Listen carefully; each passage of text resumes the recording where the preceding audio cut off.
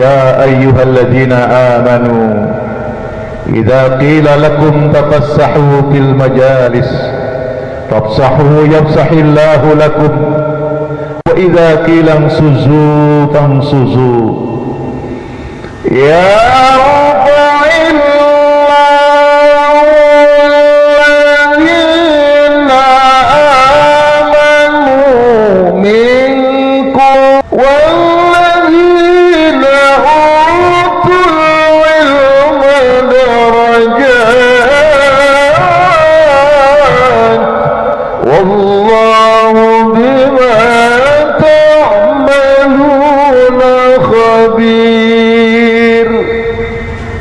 Sadaqallahul Azim. Quran surat Al-Mujadilah Awil Mujadalah surat ke-58 ayat 11. Sadaqallahul Azim. Yang kami muliakan para jamaah, bapak-bapak dan ibu-ibu, wabil khusus segenap pengurus Masjid Baitur Rahman. Alhamdulillah kita dipertemukan oleh Allah dalam majlis yang insya Allah berkah. Saya perkenalkan diri, nama saya Enjang Juwaini Zain. Saya TNI AL aktif. Alhamdulillah hari ini bisa nyambung silaturahim dengan bapak-bapak dan ibu-ibu di sini. Saya biasa kajian di Masjid Al-Muttaqin Komplek AL binaan kami beserta majelis taklim muslimatnya juga. Kemudian kami juga ada di Masjid Syamsul Falah di Baskoro. Alhamdulillah kita dipertemukan oleh Allah, mudah-mudahan panjenengan senantiasa diparingi sehat walafiat oleh Allah, bahagia lahir dan batin, diberkahi anak-anak soleh-solehah, amin ya rabbal alamin. Hadirin yang dimuliakan oleh Allah, salah satu kecintaan majlis yang dicintai oleh Allah dan Rasulullah adalah kumpulnya kita di rumah Allah. Di dalam suatu riwayat Nabi berbincang di hadapan para sahabat, "Idza marartum bi riyadil jannah farta'u." Apabila kalian menemui, apabila kalian melihat ada taman-taman surga, mampirlah di situ. Para sahabat berpikir, sebagaimana panjenengan Bapak Ibu berpikir, taman surga kan besok nanti di surga Allah. Pertanyaannya, kenapa Nabi bilangnya seperti itu? Apabila kalian menemui, mendapati ada taman surga, mampirlah. Rasa penasaran sahabat ditanyakan kepada Nabi, "Wa ma riyadul jannah ya Rasulullah?" Apa itu taman-taman surga ya Rasulullah? Lalu Nabi menjawab, "Hilakut dzikir." Berkumpulnya orang-orang yang sedang mengingat Allah. Majlis ini, kumpul kita di sini adalah dalam rangka mematangkan, dalam rangka merekatkan, dalam rangka mengingatkan kita kepada Allah Subhanahu wa ta'ala. Hadirin yang dimuliakan Allah, mudah-mudahan kumpulnya Bapak Ibu di rumah Allah di majlis ilmu ini juga akan mendapatkan syafaat daripada Rasulullah Sallallahu Alaihi Wasallam. Karena majlis yang paling baik adalah majlis di mana seorang hamba diajak untuk ingat kepada Allah, dibacakan kitab suci Al-Quran, dikaji isinya. Makanya kita ini kan ngaji. Ngaji zaman sekarang dengan zaman dulu mungkin beda. Bapak-bapak, ibu-ibu ketika masih kecil, orang tuanya bilang, "Nak ngaji, nak nang masjid." Apa maknanya? Ngaji itu belajar baca Quran. Ngaji itu ya tadarus, ngaji itu ya maca Quran. Sekarang ngaji itu tidak sekedar membaca. Ngaji itu berarti mengkaji.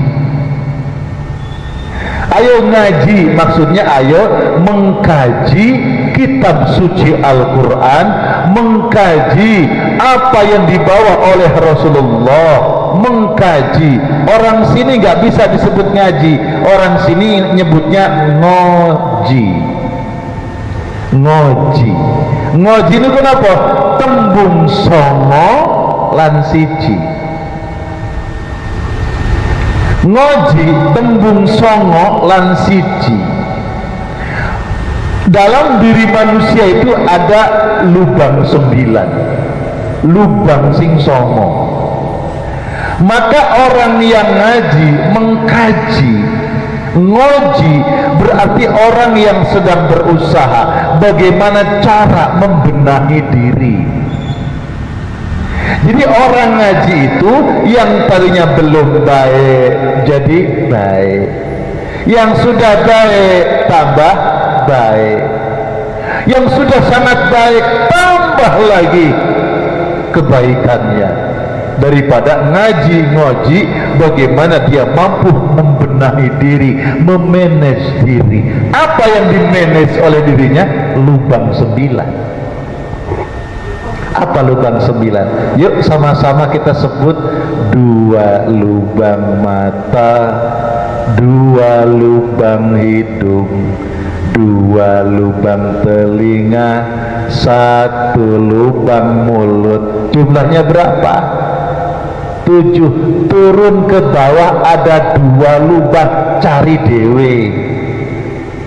9 lubang.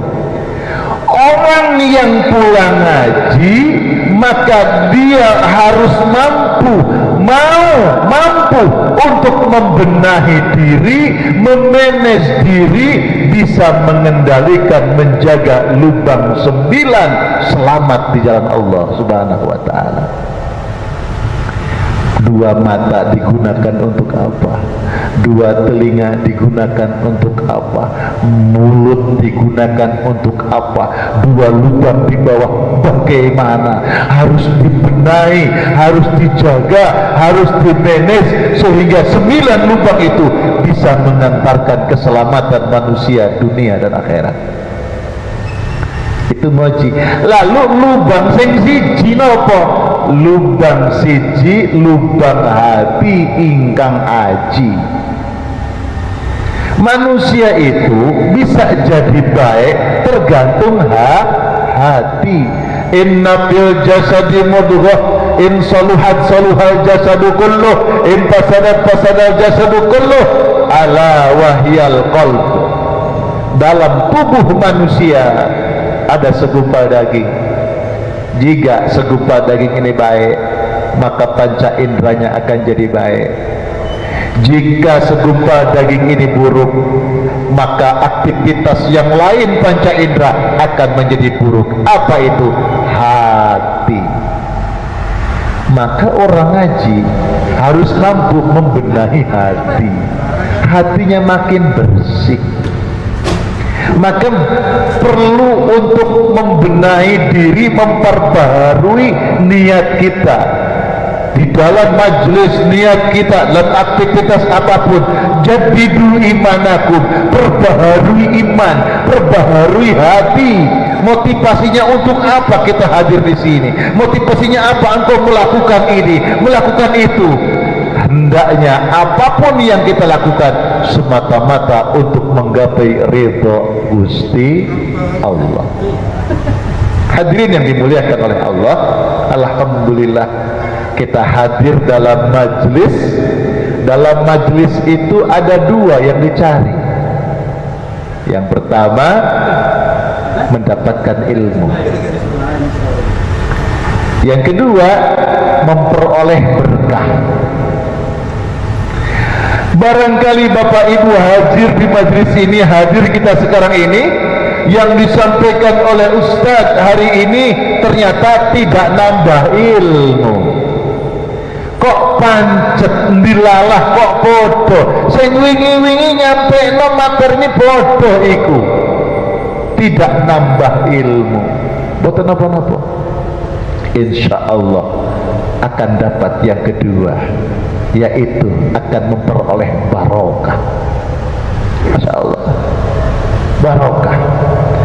Tapi ilmu itu semakin kita kaji, walaupun sama ayatnya, sama yang disampaikan, penyampaiannya sama yang disampaikan, Allah akan nambahi kepahaman. Nah, hadirin yang dimuliakan oleh Allah, alhamdulillah majlis Rasulullah agak berbeda dengan majlis di mana-mana ada pengajian, agak berbeda. Bedanya adalah kalau zaman Rasulullah para sahabat bisa berjumpa langsung dengan Nabi, bisa menatap wajah Rasulullah, bisa menyaksikan bagaimana Rasulullah di dalam dawuhnya, dalam mimiknya, apa yang disampaikan langsung oleh Rasulullah, lebih marem bahasanya itu. Ya Allah. Dan majlis Rasulullah itu ngariung, Pak. Makanya hilakut dzikir. Hilak itu halakoh. Nabi duduk di sini, lalu para sahabat ngariung. Sahabat yang datang ke majlis Rasulullah itu, dia bukan hanya berniat aku ingin mendengarkan petuah sabda dari Rasulullah, tapi mereka ingin punya saksi di muka bumi supaya dapat syafaat di akhirat. Apa itu? Kalau saya tidak bisa menatap, kalau saya tidak dapat memeluk Nabi, minimal dapat menempelkan anggota tubuh dengan Nabi, minimal bisa menatap wajah Rasulullah Sallallahu Alaihi Wasallam. Bapak Ibu yang dimuliakan Allah, ini penting. Umar ibn Khattab ketika menyaksikan Rasulullah mencium Hajar Aswad, Nabi mencium Hajar Aswad, usai Nabi mencium Hajar Aswad, lalu Umar, apa yang Umar lakukan? Umar ajak omong itu Hajar Aswad. Hei Hajar Aswad, engkau cuma batu, engkau tidak memberikan manfaat apapun, tetapi karena junjungan Nabi Muhammad sallallahu alaihi wasallam, kekasih Allah, dan aku mencintainya, telah mencium engkau, maka aku pun mencium engkau. Lalu motivasinya apa? Kecintaan kepada Rasulullah. Bukan mencium batunya, tapi mencium karena Nabi menciumnya. Apa maknanya? Bibir Nabi Muhammad dengan bibir Umar ibn Khattab sama-sama menempel di batu itu, dan mereka saling berciuman, dan itu insya Allah akan mendapatkan syafaat dari Rasulullah SAW. Kita duduk di sini sebagaimana Nabi dan sahabat duduk dalam majlis yang berbeda, tapi kita mengikuti Nabi dulu melakukan seperti ini, kami ngaji seperti ini. Ini bentuk kecintaan kepada Rasulullah Sallallahu Alaihi Wasallam. Maka napak tilas haji umrah itu napak tilas. Makanya orang tawaf itu Bismillahi Allahu Akbar dengan mengangkat tangan lalu menciumnya. Bismillah Allah, Bismillah Allahu Akbar, cium. Itu aslinya Nabi memulai itu dengan menciumnya. Tapi karena demi keselamatan beribu-ribu orang yang menunaikan ibadah haji sangat membahayakan, maka dengan isyarat Bismillah Allahu Akbar, itu sebenarnya hakikatnya kita mencium Hajar Aswad itu. Bibir yang banyak dosa, bibir yang suka menyakiti orang, bibir yang suka berkata bohong, masih diizinkan untuk mencium Hajar Aswad. Insya Allah saksi di hadapan Allah, ketika kita barangkali ini orang pendosa, lisannya tak dijaga, tapi pernah bersentuhan dengan bibir mulia Muhammad sallallahu alaihi wasallam, ketika dia mencium Hajar Aswad, ketika dia tawaf dengan ihtilam Bismillahi Allahu Akbar, dia akan mendapatkan syafaat. Subhanallah. Membaca Al-Quran, karena Rasulullah sallallahu alaihi wasallam memerintahkan untuk membaca Al-Quran. Iqra'ul Quran fa innahu ya'ti yaumil qiyamah syafi'an li ashabihi. Baca Al-Quran bukan untuk pajangan. Bapak Ibu punya Quran berapa di rumah? Anggota keluarganya 5, Qurannya cuma 1. Keluarganya ada 5, suami istri, anak 3, Qurannya cuma 1. rebutan apa rebutan? Ya Allah, tidak apa-apa. Kita punya Quran lebih dari keluarga 5 orang, Qurannya 10, tidak apa-apa. BSW isin, mosok Qurannya mentelengi wonge. Harusnya kita yang mentelengi Quran, dibaca, dikaji, dimaknai, diamalkan apa isi dari yang kita baca dari Al-Quran. Makanya syafi'an li ashabi, akan memberikan syafaat kepada sahabat-sahabatnya, bukan hanya kepada yang membacanya, tapi kepada sahabat-sahabatnya. Apa itu sahabat? Sahabat itu berarti dia sering mendatanginya, sering untuk berjumpa. Sahabat itu berarti dia meniru bagaimana sifat dan sikap orang yang kita kagumi, sahabat kita itu. Sahabat itu berarti kita menjiplak perbuatan, kebiasaan, hobi, kesenangan yang kita cintai. Itu sahabat. Kalau kita ingin jadi sahabat, makanya sahabat Rasulullah disebut sahabat. Dia selalu berjumpa dengan Rasulullah. Dia kemudian meniru akhlak Rasulullah. Dia mencintai apa yang dilakukan Rasulullah, lalu diamalkanlah perbuatan. Itu namanya sahabat. Syafi'an li ashabi, orang yang membaca Al-Quran, iqra'ul Quran, baca Al-Quran. Syafi'an li ashabi, akan menjadikan syafaat Quran itu bagi siapa? Bagi sahabat Al-Quran. Siapa sahabat Al-Quran? Orang yang sering membacanya, orang yang mengkajinya, orang yang memaknai, memahaminya, lalu yang mengamalkan isi ajarannya. Itulah sahabat. Hadirin yang dimuliakan Allah, majelis Rasulullah itu ngariung, Pak. Ngariung sampai tempatnya itu sudah sesak. Jadi kalau tempatnya seperti ini, katakan sudah tidak ada ruang kosong kayak begini, itu lutut sudah nempel semua. Itu lutut sahabat, kemudian ngariung lagi, keliling lagi, sudah pada nempel lutut sahabat. Saya kurang tahu persis apakah majelisnya itu kecil yang hadir banyak sehingga full seperti itu, full, ataukah tempatnya besar tapi yang hadir juga memang membludak.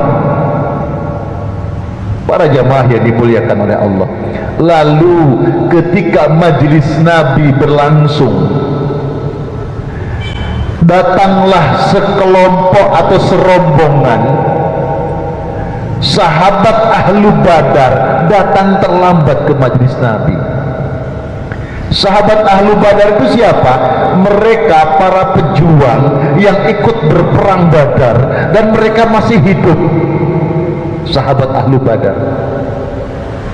Kalau pahlawan berarti kan sudah wafat. Ini masih hidup. Sahabat Ahlu Badar datang terlambat, lalu dia mengucapkan salam, assalamualaikum. Nabi melihat mereka, sahabat melihat mereka, membalas waalaikumsalam warahmatullahi wabarakatuh. Lalu saat itu Nabi paham siapa yang datang bukan orang sembarangan. Yang datang itu adalah orang-orang yang Allah banggakan. Yang kita baca tadi suratnya An-Nisa ayat 95. Tidaklah sama orang-orang mukmin yang duduk tidak ikut berperang dengan mereka yang tidak mempunyai uzur dibandingkan mereka yang berjihad di jalan Allah dengan harta mereka, dengan jiwa mereka. Allah melebihkan orang-orang yang berjihad dengan harta dan jiwa mereka itu atas orang-orang yang duduk-duduk yang tidak ikut berperang. Allah menjanjikan kepada mereka pahala berupa surga dan menjanjikan bagi orang yang berjihad atas orang yang duduk itu dengan pahala yang sangat besar, ajran azimah. Dalam hati Nabi, jangankan Muhammad, Allah subhanahu wa ta'ala, surat keempat ayat 95, Allah mengangkat derajat mereka ini, Allah memuliakan mereka ini, Allah menjadikan surga untuk mereka ini.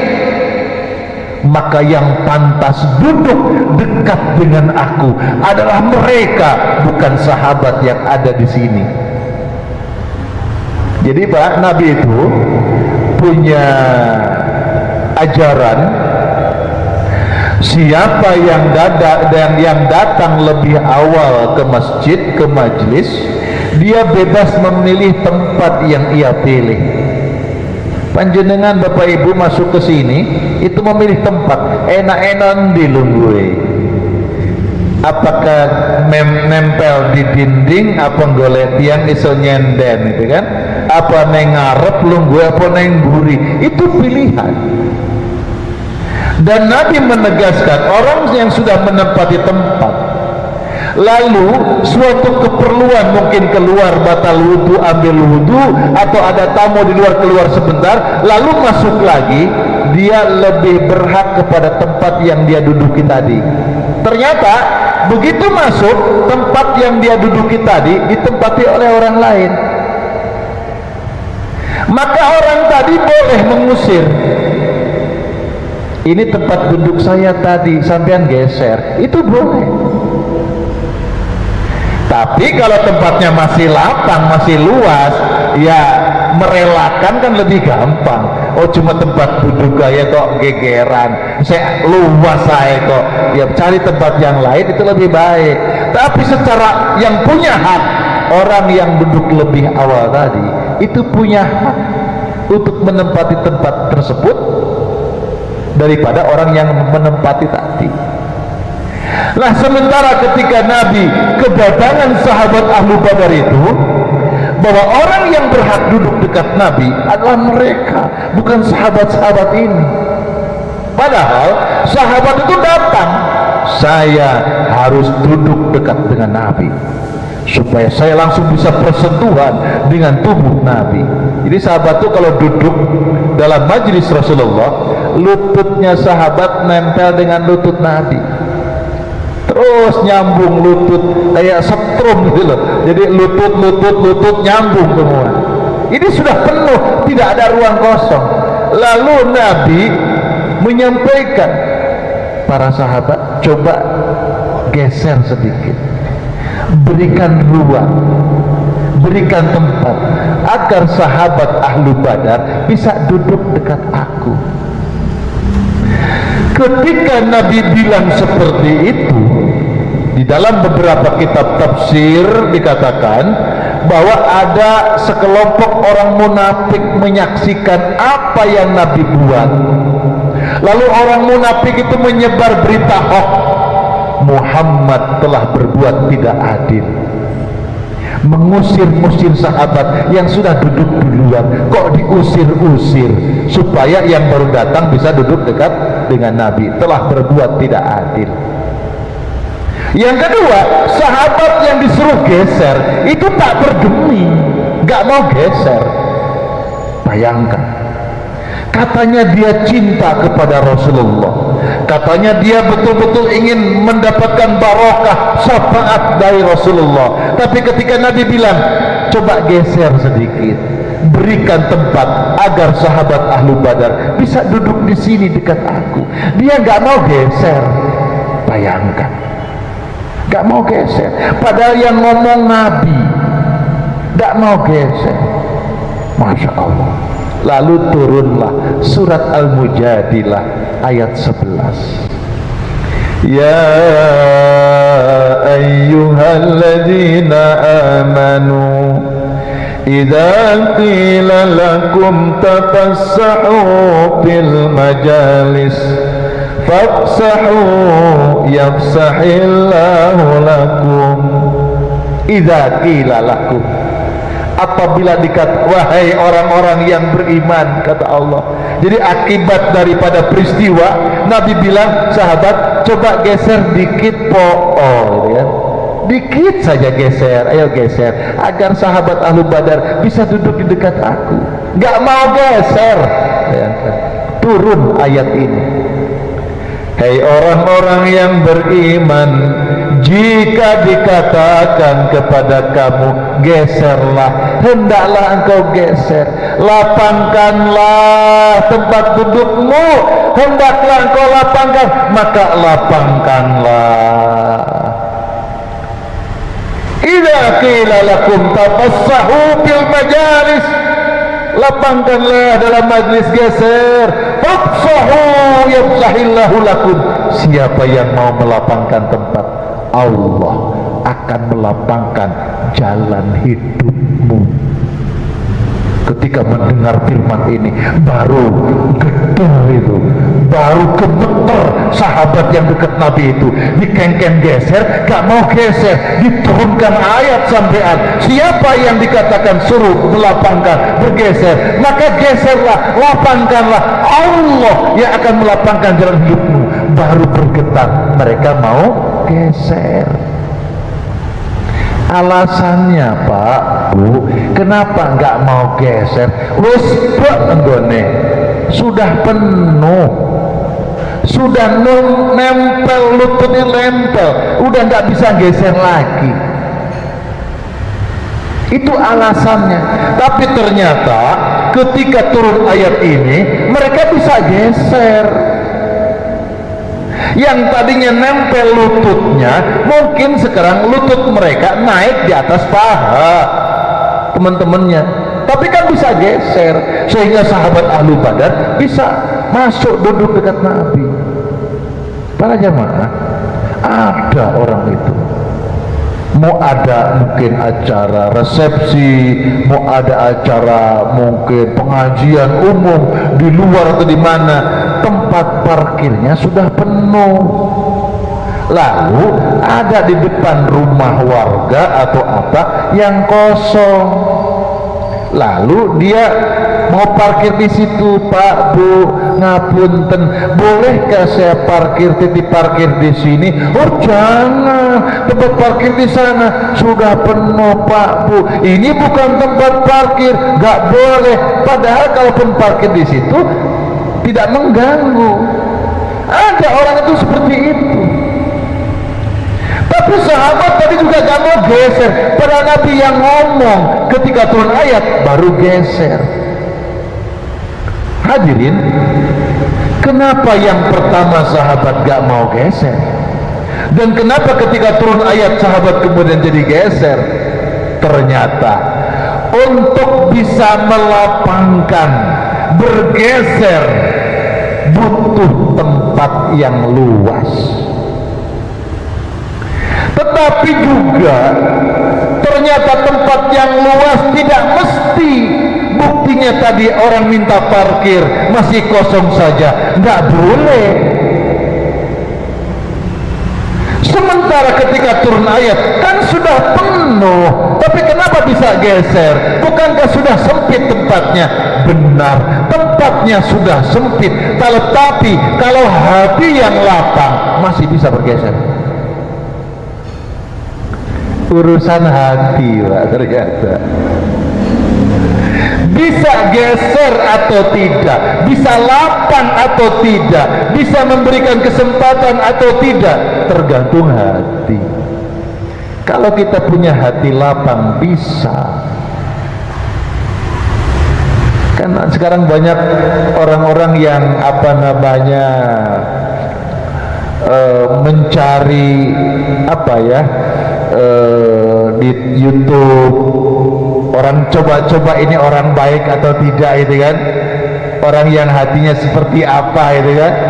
Ya Allah, dijatuhkan duit, tahu-tahu kalau orang yang hatinya baik, Pak, Mbak, Mas, uangnya jatuh, itu bukan uang saya. Tapi kan ada orang begitu dijatuhkan langsung diinjak pakai sendal, kebetulan sendalnya lebar, diinjak sampai orangnya pergi jauh, terus diambil. Nggak jujur. Kenapa? Hatinya sempit. Bapak Ibu yang dimuliakan oleh Allah, maka masalah di sini adalah orang boleh setinggi-tingginya belajar ilmu. Kalau dengan ilmu itu membuat hati kita jadi lapang. Lapang karena makin mengenal Allah, Orang yang lapang makin mengenal Allah, maka hidupnya makin bersahaja. Tapi kalau orang itu semakin ngaji, justru hatinya semakin sempit, makin sombong, makin pelit. Ahli ngaji kok makin sombong, makin pelit, makin susah diatur, merasa paling pintar. Ini hatinya kotor. Maka majelis Rasulullah majelis yang membeningkan hati para sahabat. Masya Allah. Sahabat itu kalau ingin mendapatkan barokah dari majelis Rasulullah, sebelum berjumpa dengan wajah Nabi, sebelum mendengar apa yang dipetuahkan Nabi, mereka bersedekah terlebih dahulu. Ya, tradisinya para sahabat itu kalau mau ngaji sedekah dulu. Bapak ibu sampun sedekah, sampun masak ning rumah tangga. Alhamdulillah. Oh sahabat tuh, ya Allah, mau ketemu Nabi itu, jual apa diberikan kepada fakir miskin. Supaya apa? Supaya hatinya bersih. Nabi dawuh masuk di hatinya, jadi ilmu yang manfaat. Jadi ngaji itu untuk membenahi diri karena ilmunya manfaat. Kan ada orang itu rajin ngaji supaya pinter debat, itu salah niat. Karena seapi-api debat itu mengotori hati. Enggak, Pak. Hadirin yang dimuliakan oleh Allah, oleh karena itu maka dari makna idza qila lakum tafassahu fil majalis fafsahu yafsahillahu lakum. Siapa yang bisa melapangkan, maka lapangkanlah, Allah akan menjamin kelapangan jalan hidup. Gemeter sahabat, baru dia bisa melapangkan tempat. Tadinya tempatnya sudah sempit, tapi hati lapang, bisa geser. Sampai kalau hati lapang nih loh, nonton bal-balan, antri tiket ribuan jubel, ya rela toh. Jubel loh, desak-desakan, ya nggak mesoh loh. Kenapa? Hati lapang. Kalau hati nggak lapang, di jalan saya omboai, disalip uang nggak gelem, sombong nyalip-nyalip, sombong dikejar, gelut akhirnya. Kenapa? Hatinya kotor, sempit. Jubel-jubel, tapi karena senang hati nggak jadi musuhan. Masya Allah.